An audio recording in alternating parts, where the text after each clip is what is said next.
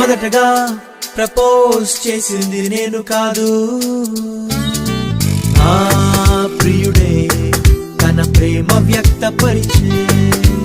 మొదటగా ప్రేమించింది నేను కాదు, నా యేసే తన ప్రేమ వ్యక్తపరిచే. కోరినాడు, పిలిచినాడు, నేను ఏదో మంచి వ్యక్తినైనట్టు.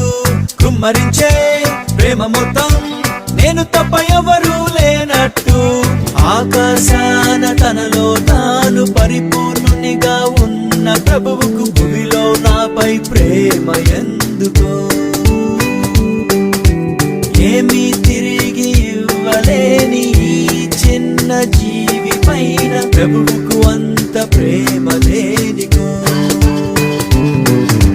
ఇంత గొప్ప ప్రేమ రుచి చూశాక నేను ప్రేమించకుండా ఎట్లా ఉంటాను?